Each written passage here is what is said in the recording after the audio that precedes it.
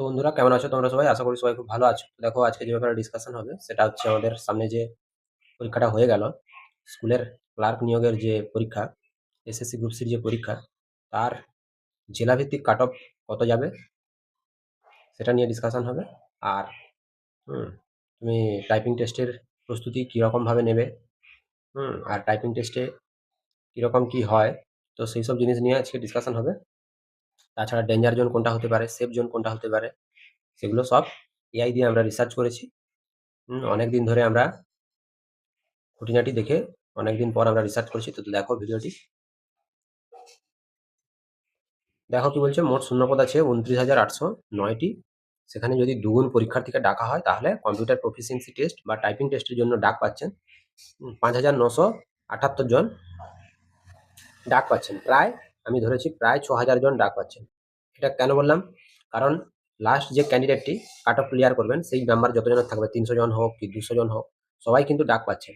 তাহলে আমি প্রায় 6,000 জন ডাক পাচ্ছেন, এটা আমি ধরে নিচ্ছি। আবার কি মহিলাদের ক্ষেত্রে 483টি সিট কিন্তু সংরক্ষিত আছে। তাহলে মহিলাদের ক্ষেত্রে কাট অফ কিন্তু এক্ষেত্রে কম যাবে, এবং আমি যে কাট অফ এখানে ডিসকাশন করেছি বা কাট অফ এখানে বলেছি তার থেকে 2 নাম্বার কি 3 নাম্বার কম যেতে পারে মহিলাদের কাট অফ। সেটা নিয়ে আলাদা করে আর ডিসকাশন করিনি। তো মহিলারা যারা আছেন তারা অনুমান করে নেবেন। আচ্ছা, পরবর্তী স্লাইডে কি বলছে, এবারে কি বলছে সিলেকশন প্রসিডিওরটা কীরকম হবে না, আমাদের যেটা হয়ে গেছে সেটা হচ্ছে আমাদের ওয়েমার টেস্ট 60 নাম্বারের, এটা আমাদের হয়ে গেছে। এবারে একাডেমিকে আমাদের 10 নাম্বার দেওয়া হবে। এটা হচ্ছে ফার্স্ট ডিভিশন পেলে হচ্ছে 10, সেকেন্ড ডিভিশন পেলে হচ্ছে 8, আর থার্ড ডিভিশন পেলে হচ্ছে 6।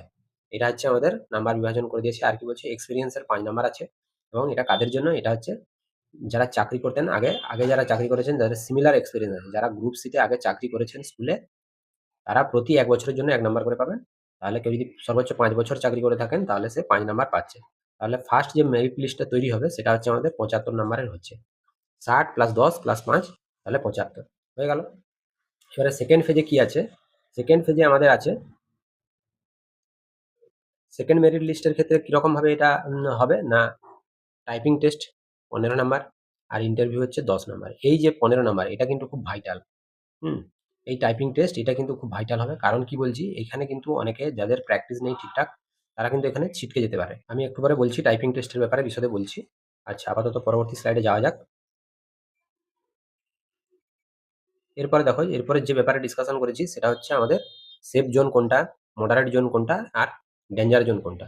দেখো, ওয়েস্টার্ন জোনে আছে 723টা ভ্যাকেন্সি, হ্যাঁ, আর ইস্টার্ন জোনে আছে 717টা ভ্যাকেন্সি। তাহলে তুলনামূলকভাবে যেখানে ভ্যাকেন্সি বেশি আছে সেখানে কাট অফ কম যাবে, সোজা হিসাব। আর নর্দার্ন জোনে আছে 615, এটা মডারেট জোনে রেখেছি। নর্দার্ন জোন 615টা ভ্যাকেন্সি আছে, তুলনামূলকভাবে বেশি। আর এই পাশের গুলো ডেঞ্জার জোন আমি লাল কালি দিয়ে লিখেছি। দেখো, সাউদার্ন জোন 491টা ভ্যাকেন্সি আছে, আর সাউথ ইস্টার্ন জোনে 443টা। সব থেকে কম হচ্ছে 443টা ভ্যাকেন্সি এই জোনে, সাউথ ইস্টার্ন জোন। এই জোনে কিন্তু কাট অফ কিন্তু সব থেকে চরম যাবে, মানে সব থেকে বেশি কাট অফ যাবে।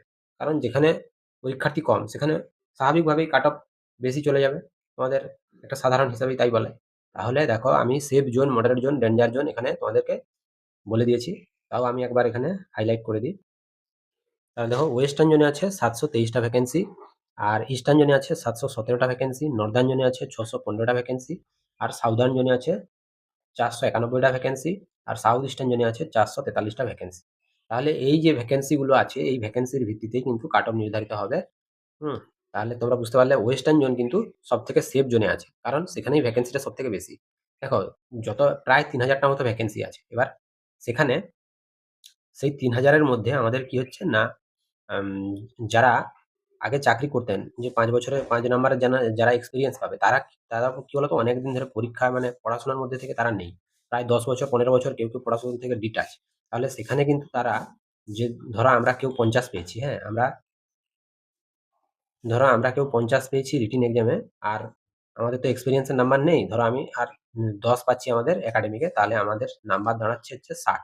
কিন্তু সেইখানে যে এক্সপিরিয়েন্স যার আছে তার কথা বলছি, সবাই কি 50 নাম্বার পাবে? সে ধরো 45 নাম্বার পাচ্ছে কি 40 নাম্বার পাচ্ছে।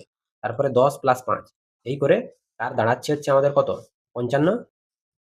55 + 5 মানে 60 নাম্বার। তারও কিন্তু 60 নাম্বার দাঁড়াচ্ছে। তাহলে তোমরা কিন্তু মিছিমিছি ভয় পেও না যে সবাই চাকরিটা পেয়ে যাবে। এখানে দেখো নাম্বারটা আমি বলে দিচ্ছি, প্রায় 1300 জন মতো এটা হচ্ছে আমাদের কি ইন সার্ভিস যারা আগে ছিলেন, যারা এক্সপিরিয়েন্স নাম্বার পাবে, আর প্রায় 1700 জন মতো এরা কিন্তু ফ্রেশ ক্যান্ডিডেট কিন্তু চাকরিটা পাবে।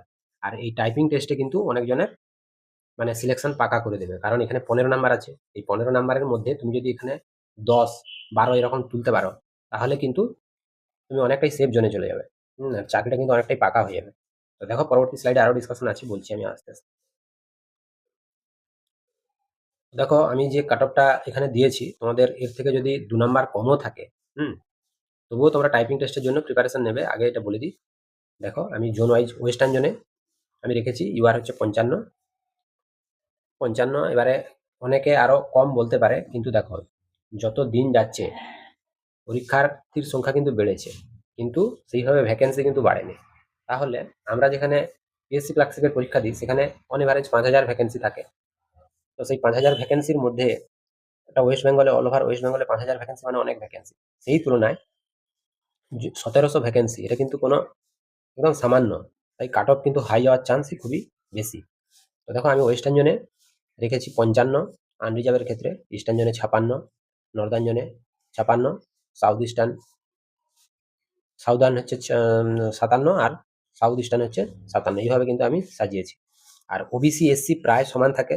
হ্যাঁ, তো এই 1 নাম্বারের যদি ডিফারেন্স হয়ও, সেই 1 নাম্বারের মধ্যে অনেকজন চলে আসবে। মানে ধরো এই 55 পেয়েছে, এই 55 পেয়েছে, আবার আরেকজন 55 পেয়েছে, এরকম করে প্রায় 200 জন, 100 জন এরকম একই নাম্বার পাবে। তাদের কিভাবে তাদেরকে মেরিটে আনা হবে, তাদের যখন ফাইনাল মেরিট হবে, তাদের ডেট অফ বার্থ ম্যাটার করে কিন্তু তাদেরকে সিলেকশনে নেওয়া হবে। হুম তো এরকম কিন্তু বহু হবে, যে ধরো তুমি 53 পেয়েছো, হ্যাঁ, আর আর অন্য যারা 53 পেয়েছে, এরকম কিন্তু 200 জন 150 জন করে থাকবে। তো ওবিসি এসসি কিন্তু সমানই আমি রেখেছি। এখন দেখবে যত পরীক্ষা হয়, এটা ওবিসি এ বি দুটোই, হ্যাঁ। আর এসটির কাট অফ একটু কম যায়। আর ইডাব্লিউএস আমি এখানে রাখিনি, কারণ কিরকম কি ইডাব্লিউএস কাদের সার্টিফিকেটের ভ্যালিডেশন আছে, কত ইডাব্লিউএস ক্যান্ডিডেট পরীক্ষা দিয়েছে, সেটা না জেনে কাট অফ বলাটা খুবই মুশকিল। হলে 30-এর কমও যেতে পারে, আবার খুব বেশিও যেতে পারে। হুম 40 থেকে 45-এর মধ্যেও হতে পারে। তো আমি ওই জন্য ইডাব্লিউএসটা করিনি, এসটিদের ক্ষেত্রে করেছি ওয়েস্টার্ন জোনে এটা 45, আর এটা 46, এরকম করে আছে। তোমরা দেখো 46, 47, 48, 50 ওয়েস্টার্ন জোন, ইস্টার্ন জোন আমি লিখে দিয়েছি। এইভাবে বললে তোমাদের বিরক্তিকর লাগবে। তোমরা একবার দেখে নিও, দেখে নিয়ে তোমরা বোঝার চেষ্টা করো। আমি বলবো এর থেকে যদি 2 নাম্বার কমও থাকে, তবুও তোমরা টাইপিং টেস্টের জন্য প্রিপারেশনটা নিও। দেখো এখানে আরেকটা জিনিস, দ্য গেম চেঞ্জার। এটা কোথায় খেলাটা হবে, যে টাইপিং টেস্ট 15 নাম্বার যেটা আছে, এইখানে কিন্তু মেন খেলাটা এখানে আছে। আমি বারবার বলছি, এখন থেকে যদি প্রিপারেশন না নাও, তাহলে কিন্তু টাইপিং এর স্পিড তোলা খুবই মুশকিল। তো স্পিডটা কিরকম আছে না, 200 word per minute. 200 word per minute এটা কি হয় না, এটা ইংলিশের জন্য। আর আমি বলবো